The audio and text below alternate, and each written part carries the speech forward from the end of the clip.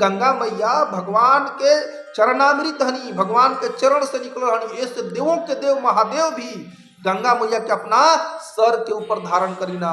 ऐसे गंगा मैया कोई सामान्य नदी ना हनी। आजकल के दो चार किताब पढ़ के आजकल के नौजवान लोग गंगा मैया को कहता है कि अरे गंगा खुद गंदी बाड़ी तो हमनी के का पवित्र करिहन। अरे नहीं नहीं, गंगा आज भी उतना ही पवित्र बाड़ी। आज भी गंगा में स्नान कइला से हमनी के सारा पाप धुल जाला।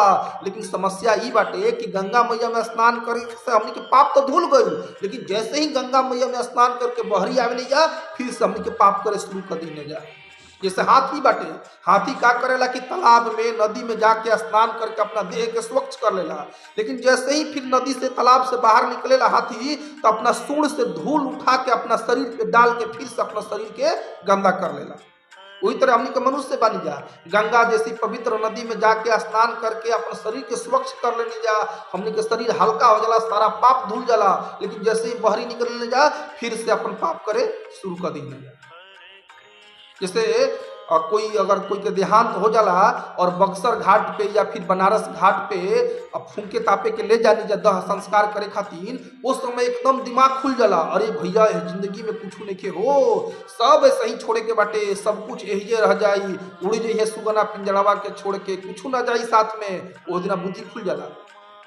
लेकिन जैसे ही फूंक ताप करके गंगा जी में स्नान करके पूरी जलेबी खा के बस पे बैठ के फिर से वापस चलने जा, फिर से वही दिमाग में चालू हो जाला, कैसे एकवा के दुकवा कल जाओ, दुकवा के तीसवा कल जाओ, कैसे केकर बेमारी का हड़प लिया जाओ, केकर खेत पधार खरीद लिया जाओ, फिर से वही चालू हो जाला पाप का। तो पाप करे के प्रवृत्ति ना धुल पावेला। लेकिन भगवत गीता रूपी गंगा में अगर जे स्नान कर ली, भगवत गीता भगवान के मुखार बुंद से निकल गंगा हरी, और यह गंगा में जे स्नान कर ली माने भगवत गीता के जे शरण ग्रहण कर ली, भगवत गीता के जे पढ़े लगी, ओकर उपदेश के अपना जीवन में अप्लाई करे लगी, ओकर सारा पाप तो धुलिए जाला, साथ में पाप करे के प्रवृत्ति भी धुल जाला। और वह सबसे विनम्र निवेदन बा कि चैनल के सब्सक्राइब कर लीजिए, क्योंकि इस चैनल के माध्यम से भगवत गीता के सनातन धर्म के संदेश के बिल्कुल आसान भाषा में, अपना भोजपुरी भाषा में बतावल जाए। ज्यादा से ज्यादा लोगों के पास ये वीडियो के शेयर करिए। हमने के जल्द मिलेगी नेक्स्ट वीडियो में।